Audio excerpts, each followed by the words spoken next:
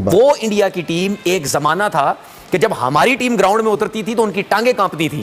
ठीक है, अब क्या सिस्टम है, अब वो टीम जब ग्राउंड में आती है हमें प्रॉब्लम्स होती है। अब भी मेरा अंपायर को यही मशवरा है कि जी आंखें खुली रखें कि जी क्या हो रहा है ये। तो वो जैसे अंपायर आंखें खुली रखेंगे ना, तो और साथ अंपायर भी अगर अपना दिमाग खुला कर लेना तो बहुत बेहतर हो जाएगी। उन्होंने पहले लिटा दिया, उन्होंने फिर मलहम पट्टी करके निकल गए। तो इंडिया की बहुत कैलकुलेशन बहुत अच्छी रही आज। बहुत बड़े नाम वाले प्लेयर आपके गुजरे, उनसे तो रिवर्स स्विंग नहीं होती थी। वो तो इससे बुरी कंडीशन में, क्योंकि सारी जिंदगी तो आप स्पिनर्स के साथ अच्छा में जितना मर्जी बॉल पुराना हो जाए वो छेड़छाड़ के बगैर नहीं हो सकता रिवर्स नहीं हो सकता। जो आज इन्होंने किया है आके बैटिंग में, जो 60 रन इन्होंने 4.3 गेंदों के ऊपर किए, इन्होंने एक तरह का दूसरी टीमों के बॉलिंग अटैक्स के ऊपर थोड़ा सा फियर क्रिएट करने की कोशिश की है। और ये फियर जो क्रिएट किया उससे अब जो बैटिंग लाइनअप्स हैं उसके ऊपर प्रेशर आया। अगर पहले बैटिंग इंडिया कर लेती तो मैं समझता हूँ as a cricketer, as a coach, top वाली इंडिया इस पे 300 रन बनाने की एबिलिटी रख सकती है, जिस तरह की पिच थी और बॉल और बैट के दरमियान जो उनके खिलाड़ी खेल लेती। कोई भी दुनिया की टीम जब उस लेवल पे चली जाती है और रैंकिंग में जब पहली नंबर पे, एशिया में उसका कोई मुकाबला नहीं है। मैं लाखों दफा बोलूंगा, कोई मुकाबला नहीं है इंडिया से एशिया की टीम का, किसी का कोई मुकाबला नहीं है। यार इनको जल्दी मैच खत्म करने का वो फाइन नहीं होगा आईसीसी की तरफ से? मैच जल्दी खत्म करने का फाइन नहीं होगा आईसीसी की तरफ से? क्यों जल्दी मैच खत्म कर दिया? यही तो मैं कह रहा हूँ कि सारी जिंदगी स्पिनर्स के साथ खेले हैं तो उनको तो मारी, जेड भाई वगैरह ने इतनी मारी थी, उसके बाद तो फिर रिवर्स स्विंग ऐसे फेंकने भी होना चाहिए था। कंडीशन इतनी खराब। बात ये है कि जितनी देर आप एक साइड को ठीक है बनाएंगे नहीं बॉल को, बॉल रिवर्स स्विंग नहीं हो सकता। हम लोग स्ट्राइक रेट की बात करते हैं, इनके स्ट्राइक रेट देखते हैं इंटरनेशनल के तो आंखें खुली रह जाती जी। दंग आज तो छोड़ दे, अभिषेक शर्मा खुद 193 के स्ट्राइक रेट से खेलता है और सूर्या कुमार यादव 165। हमारे लिए सोचने की बात यह है कि किस को आउट करोगे। हाँ, सूर्या कुमार यादव भी है, शुभमन गिल चल गया, ये चल गया, संजू सैमसन भी है, हार्दिक पांड्या भी है, ठीक है, तिलक वर्मा की बात ही कोई नहीं करता। इनके जो कुलदीप यादव है, यकीन मानिए जो उन्होंने गेंदें डाली हैं, मैंने खाली अपना सर पकड़ा है और मुंह बंद कर लिया कि भाई जो गूगली वो डाल रहा है, ये अगर इसने पाकिस्तान के अगेंस्ट ऐसी गेंदबाजी की या बकिया एशिया कप में अगर ऐसी गेंदबाजी की जो कुलदीप कर रहा है, खड़ा नहीं होने देगा भाई, ये अनप्लेबल बॉलर है। तो जो फेयर क्रिएट करने की कोशिश की है इंडिया ने, उसके ऊपर हमने ध्यान नहीं देना। स्पेशली पाकिस्तान टीम ने जो अपनी एबिलिटी है उसके मुताबिक खेलना है, उससे बियॉन्ड जाने की कोशिश की तो हम फंस जाएंगे। 40 ओवर्स में एटलीस्ट 10 ओवर्स की कोई मतलब कंपटीशन नजर आना चाहिए। वो मैं 5 ओवर का भी नहीं नजर। दुनिया की टीम जब उस लेवल पे चली जाती है और रैंकिंग में जब पहली नंबर पे, एशिया में उसका कोई मुकाबला नहीं है। मैं लाखों दफा बोलूंगा, कोई मुकाबला नहीं है इंडिया से एशिया की टीम का, किसी का कोई मुकाबला नहीं है। दुनिया की रैंकिंग की नंबर 1 की टीम है वो, ठीक है। तो भाई सिस्टम, मेरिट, प्लेयर्स, तसलसल, ठीक है, जो आ गया उसको लंबा टाइम दिया, चाहे सिलेक्टर्स आए, चाहे चेयरमैन आया, चाहे कोई भी आया, चाहे कैप्टन आया, चाहे कोई भी, बैक करो। आपके पास ये 2 साल दिए हैं, आपको 3 साल दिए हैं, आपको 4 साल दिए हैं, जो अरसा दिया है आपने, इस दौरान आप लोगों ने टीम खड़ी कर दी, बना दिया, सब कुछ हो गए, जीतने लग गए, तो भाई मेरे आप कंटिन्यू चलेंगे, अदरवाइज आप नहीं चलेंगे। बताया है कि सिस्टम, अगर यही टीम, इस टीम ने 57 पे आउट किया, 4 ओवर 5 ओवर में मैच पूरा करके साइड पे हो गए, पसीना तक नहीं निकला उनका, ना प्रॉपर कप्तान का दिमाग यूज हुआ, ना कप्तान के ऊपर टेंशन आई, ना प्लेयरों पे टेंशन आई, बॉलर इस तरह गेंद कर रहे थे जैसे भाईजान खाली विकेटों को बॉल मारनी है, ठीक है, ये टांगों पे बॉल मारनी है, बल्ले पे बल्ला है ही नहीं उनके पास। कहने का मकसद ये है कि उन्होंने ये शो किया है कि भाई बड़ी टीम ही होती है, ठीक है ना। तो जिसके बारे में हम बार बार अपनी टीम के बारे में भी कहते हैं कि भाई ये वो इंडिया की टीम एक जमाना था कि जब हमारी टीम ग्राउंड में उतरती थी तो उनकी टांगें कांपती थी, ठीक है। अब क्या सिस्टम है, अब वो टीम जब ग्राउंड में आती है हमें प्रॉब्लम्स होती हैं, पूरी दुनिया को प्रॉब्लम्स होती हैं। जो आज इन्होंने किया है आके बैटिंग में, जो 60 रन इन्होंने 4.3 गेंदों के ऊपर किए, इन्होंने एक तरह का दूसरी टीमों के बॉलिंग अटैक्स के ऊपर थोड़ा सा फियर क्रिएट करने की कोशिश की है। और ये फियर जो क्रिएट किया उससे अब जो बैटिंग लाइनअप्स हैं उसके ऊपर प्रेशर आएगा कि अगर ये 4 ओवरों में 60 कर सकते हैं इन कंडीशंस में, तो 20 ओवर में कितना करेंगे, हम कितना टोटल करेंगे कि हम इनका मुकाबला कर सकें। आई थिंक ये इस प्रेशर में दूसरी टीमों को नहीं आना चाहिए। 20 जब ये पहले बैटिंग करने आएंगे, अभिषेक ने जिस तरह शॉटें मारी हैं, वो जब पहले बैटिंग करने आएंगे इस तरह की शॉटें नहीं मारेंगे, वो दूसरे तरीके से खेलेंगे। सो जो फेयर क्रिएट करने की कोशिश की है इंडिया ने, उसके ऊपर हमने ध्यान नहीं देना। स्पेशली पाकिस्तान टीम ने जो अपनी एबिलिटी है उसके मुताबिक खेल रहे हैं, उससे बियॉन्ड जाने की कोशिश की तो हम फंस जाएंगे। लेकिन खुरम अगर आप देखें कि ये ग्रुप तो बहुत ही, अगर देखा जाए तो ये ऑब्वियस है कि पाकिस्तान और इंडिया ही क्वालिफाई कर सकते हैं। जैसे आज यूएई ने परफॉर्मेंस दी, हम समझ रहे थे यूएई बड़ी टफ अपोनेंट साबित होगी, ओमान भी। तो इस ग्रुप से तो फिर लगता तो यही है कि पाकिस्तान और इंडिया सुपर 4 के लिए क्वालिफाई करेंगे, अनटिल एंड अनलेस कोई बहुत बड़ा अपसेट ना हो जाए। नहीं, करना भी चाहिए। देखिए फर्क तो है, हम किसी को क्रिटिसाइज नहीं कर रहे हैं, हमारी और जो यूएई ने क्रिकेट आज भी खेली है और जिस तरह वो खेलते आ रहे हैं, फ़र्क है, ज़मीन आसमान का फ़र्क है, वो आपने मेंटेन रखना है। अगर आप यहाँ से भी इफ एंड बट वाले चक्कर में आ जाएंगे तो फिर बिल्कुल ही आपने फातिया पढ़ लें क्रिकेट पे। तो इस ग्रुप से तो इंडिया और पाकिस्तान ही दिख रहा है, उसमें मुझे कोई डाउट नहीं है। बाकी वही आपकी वाली बात की मगर वो जो ग्रुप है ना, खासतौर बांग्लादेश, अफगानिस्तान और श्रीलंका। अच्छा, श्रीलंका ऐसी टीम है जिसको हमेशा अंडर ग्रेड किया जाता है, तो थोड़ा सा वो एक सरप्राइज पैकेज रखते हैं जी। और एशिया कप में अच्छा उनका जो स्टैट्स है ना बहुत अच्छे हैं। हम लोग स्ट्राइक रेट की बात करते हैं, इनके स्ट्राइक रेट देखते हैं इंटरनेशनल के तो आके खुली रह जाते जी। दंग आज तो छोड़ दे, अभिषेक शर्मा खुद 193 के स्ट्राइक रेट से खेलता है और सूर्या कुमार यादव 165 और ये मोमेंटम को जारी रखते हैं। बात आपकी दुरुस्त है, टॉस जीत के उनको बैटिंग शायद करनी चाहिए थी, लेकिन कहीं ना कहीं एक ध्यान में होगा यूएई की बैट्समैन होगा कि वो मार सकते हैं, इनका होम ग्राउंड है या कुछ है, तो शायद ये इस वजह से, वरना बैटिंग बनती थी इनकी कि अपनी पूरी बैटिंग लाइनअप को प्रैक्टिस करवा दे, अच्छे रन करते, दूसरे प्लेयर भी बैटिंग कर लेते, लेकिन इनका टॉप ऑर्डर स्ट्रॉन्ग लग रहा है और बॉलिंग ने तो दिखा दिया। अगर ऐसी पिच मिली, पिच बहुत अच्छी नहीं है, सिकंदर भाई बताएंगे, मुझे नहीं लगी शेप में भी, शेप मतलब कलर में भी, और जिस तरह से पिच पहले मैच की नहीं लगी, तो यहाँ पे रन बनने चाहिए।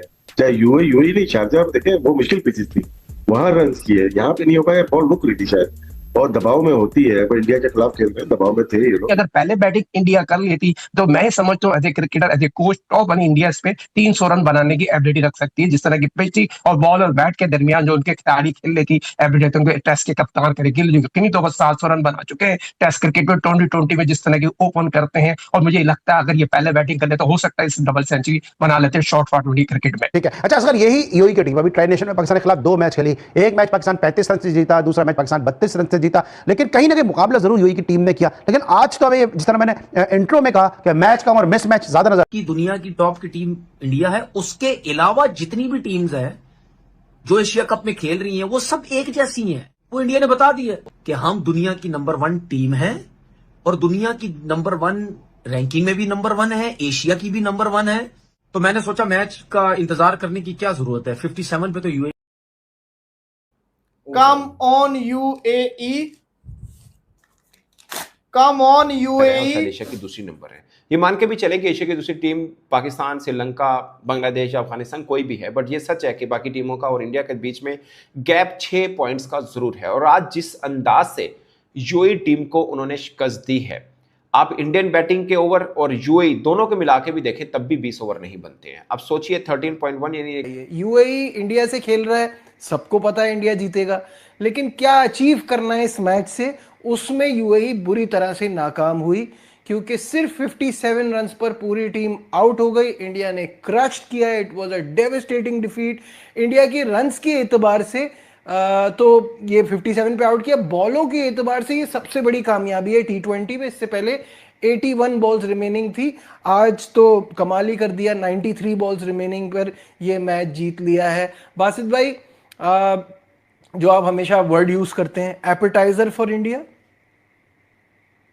100%, इसमें कोई डाउट ही नहीं। एक तरह से 13 ओवर के अंदर ही पूरी यूएई टीम को घर भेज दिया। ये वही यूएई टीम है जिसने ट्राइनेशन के अंदर पाकिस्तान को भी एक मैच में थोड़ा सा डराया था और अफगानिस्तान को भी लास्ट ओवर में जाके वो मैच हारे थे, शायद जीता हुआ मैच वो हारा था। तो ये एग्जाम्पल मैं ये मैच की परफॉर्मेंस के बाद नहीं कह रहा, इंडिया ने प्रूव किया। देखें आप, ये देखो दुनिया टॉस जीत के पहले बैटिंग करती है। अभी शारजाह में जो मैचेस हुए या अफगानिस्तान ने जो कल टॉस जीत के बैटिंग करी, इंडिया ने बिल्कुल अपोजिट करा। उन्हें ज़रूरत नहीं थी अपनी बैटिंग को प्रैक्टिस कराने की, उन्होंने बॉलर्स को डाल दिया। घास वाली पिच पे एक फास्ट बॉलर खेल रहा था, बुमराह, दुबे और ऑलराउंडर पांड्या। सही है।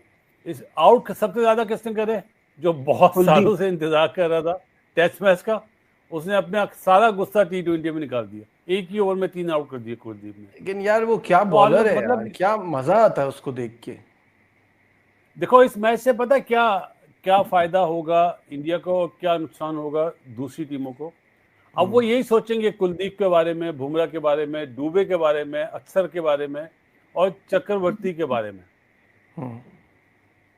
मुझे ऐसा लगता है कि जब श्रीलंका से या पाकिस्तान से कोई मैच होगा इंडिया का राउंड का, तो वो 2 पेसर से जाएंगे, 1 पेसर से नहीं जाएंगे। उसमें चाहे अर्शदीप आ जाए या दूसरा हर्षित राणा, एक फास्ट बॉलर से नहीं जाएंगे। मेरे हिसाब से अर्शदीप आएगा, मुझे लगता है। जो भी है, मतलब वो मतलब अर्शदीप तो T20 का बहुत ही यूजफुल बॉलर है।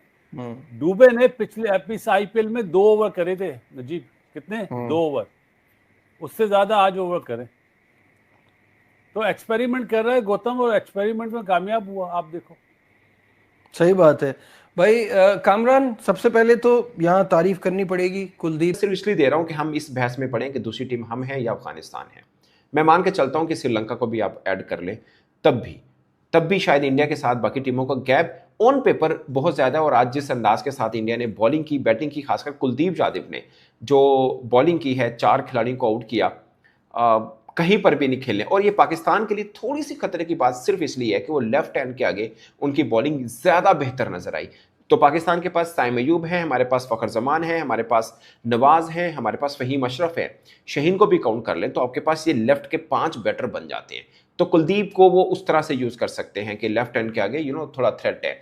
वरुण चक्रवर्ती अगरचे आज 1 विकेट ली है, मगर वो उनके सबसे ज़्यादा फॉर्म के अंदर बॉलर हैं। और अब शिवम दुबे को मुझे लगता है कि लॉटरी है, वैसे तो उनको रेगुलर ओवर नहीं देते, बट आज दिए, उसने आज कमाल बॉलिंग की है और शायद 2 की इकोनॉमी के साथ उसने रन दिए 2 ओवर के अंदर। और शिवम दुबे का बॉलिंग करना एक साफ ऐलान है टीम इंडिया का कि वो आइंदा मैचेस के अंदर एशिया कप में एक ही रेगुलर बॉलर के साथ आएंगे, जिसका नाम है जसप्रीत बुमराह। जसप्रीत बुमराह के ऊपर बॉलिंग बात जरूर हो सकती है। मुझे लगता है कि पूरे मैच में इंडिया के लिए सब ठीक रहा, स्वाइक जसप्रीत बुमराह जो कि उनके सबसे अहम बॉलर है। उन्होंने 3 ओवर किए, 1 ओवर में 3 चौके भी लगे और 3 ओवर के अंदर कुल मिला के 3 बॉलें ऐसी थी जो 140 को क्लिक की, 1 बॉल 139 को क्लिक की। जो पहली बॉल 140 को क्लिक की थी वो उसने क्लीन बॉल किया था आलिशान करवाया गया उसको कि यार चलो अगर हम पार्ट टाइमर की सूरत में उससे बॉल करवाते हैं। हालांकि इनके पास जो बॉलिंग खेली थी, बुमराह था, हार्दिक पांड्या था, कुलदीप यादव, अक्षर पटेल, ठीक है, चक्रवर्ती, ये इनकी मेन बॉलिंग है। वो तो वीक टीम थी, अगर जल्दी आउट हुए तो उसको एक प्रैक्टिस के लिए सूर्य कुमार यादव ने बॉलिंग करवा दी और उसने भी आउट कर दिए। थोड़ा सा हल्का सा ग्रीन नजर आ रहा था, लेकिन कोई ऐसा विकेट नहीं था, प्रॉपर ट्रू बैटिंग विकेट था। अगर इंडिया की टीम पहले बैटिंग करती तो मेरे ख्याल में 180-90 रन या 200 या उससे प्लस भी हो सकते, 180 से कम तो नहीं होते अगर वो पहले बैटिंग करते। तो भाई उन्होंने बताया है कि हम दुनिया की नंबर 1 टीम है और दुनिया की नंबर 1 रैंकिंग में भी नंबर 1 है, एशिया की भी नंबर 1 है। और उन्होंने ये बताया कि भाई नंबर 1 जो टीम होती है ना, वो अपनी वीक टीम से इसी तरीके से ही खेलती है और खेलना भी चाहिए। इसमें कोई गलत बात, जो दुनिया की ऊपर की 2-3 टीम्स हैं टॉप की, उसको इसी किस्म की ही क्रिकेट खेलनी चाहिए और बताना चाहिए। जो हम बार बार बोलते हैं अपनी टीम के बारे में, भाई ऐसी टीम बनो या ऐसा खेलो कि जो आपके बराबर की जो टीम है या आपसे जो वीक टीम है, आप उसको पास भी मत लगने दो।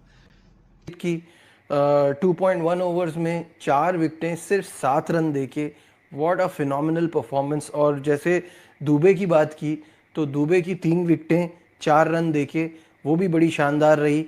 कैसा देखते हैं? बॉलिंग परफॉर्मेंस की बात है, इसमें बचा ही क्या है जो बैटिंग की बात करें। लेकिन अजीब, हमने अपनी ट्रांसमिशन में बात की थी, कोई मैच नहीं है और इस मैच से यूएई ने सीखना है कि इनकी अप्रोच क्या होती है, गेम अवेयरनेस क्या है, क्यों इतने बड़े प्लेयर बने हैं इस फॉर्मेट के। गिल भी आ गया जो हर फॉर्मेट का ग्रेट प्लेयर है, तो ये सीख के जाएं इस क्रिकेट से, इन टीमों से। जहां तक बासत भाई ने बात की है, वो एक्सपेरिमेंट कर रहे हैं। एक बॉलर उन्होंने शॉट बिल्कुल खिलाया, मैं भी बड़ा सरप्राइज हुआ हूं जब टॉस हुआ, जब प्लेइंग साइड आई है तो हर्षदीप सिंह उनका मेन बॉलर T20 का, वो नहीं खिलाया। ठीक है, 7 महीने के बाद खेलने लगे, उसको भी जरूरत थी, लेकिन उन्होंने क्यों टॉस जीत के पहले बॉलिंग की है? इसलिए की है कि दुबे से 2 ओवर करवा ले, 3 ओवर करवा ले, अक्षर पटेल पूरे 4 ओवर करे बड़े मैच से पहले। मुझे लग रहा है कि कोई चेंजिंग नहीं करेंगे, इसी बॉलिंग लाइनअप के साथ जाएंगे। 5वां और 6ठा बॉलर हार्दिक पांड्या और दुबे से बॉलिंग करवाएंगे। और मेरी नजर में हार्दिक पांड्या तो कंप्लीट 4 ओवर करने वाला बॉलर है। जरूरत पड़े तो वो दुबे से एक आधा ओवर करवा ले, तो इसलिए बॉलिंग करने का उन्होंने सोचा कि बॉलर कंडीशन से यूज टू हो जाए, हमें आइडिया भी हो जाए अपनी बॉलिंग का। बैटिंग का तो कॉन्फिडेंस है, बैटिंग लाइनअप तो उनकी और ज्यादा उन्होंने लंबी कर ली है एक बॉलर कम करके। तो मुझे लग रहा है अच्छी प्लानिंग थी, अच्छी सोच थी। बड़े मैच से पहले उन्होंने अब चीजें जो करनी थी वो कर ली हैं, और जैसे मैच बड़ा आसानी के साथ फिर कुलदीप बड़ी बड़ी टीमों से मेरे ख्याल से अच्छा मैच इंडिया जीता, बहुत लंबे मार्जिन से जीता। नेट रन रेट का कुछ है नहीं, लेकिन बहुत बड़े मार्जिन से जीता। बिल्कुल राशिद भाई, अब net run rate 10 point something हो गया है टीम इंडिया का पहले मैच के बाद, तो नेट रन रेट की दौड़ से तो ये भी बहुत आगे निकल गए हैं अनलेस दे लूज। बट सिको भाई, स्ट्राइक रेट का जिक्र कर रहे थे अभिषेक शर्मा के या राशिद लतीफ साहब। सिर्फ स्ट्राइक रेट नहीं है, अगर आप उनकी एवरेज भी देखें तो 33 की उनकी एवरेज है 17 मैचेस के बाद, 500 से जायद रन है। That's just exceptional, I mean those numbers are insane. ये और फिर ये बेंचमार्क है जो टीम इंडिया ने सेट किया हुआ अपने प्लेयर्स के लिए। आगे चल के हम दीगर प्लेयर्स पे भी आएंगे।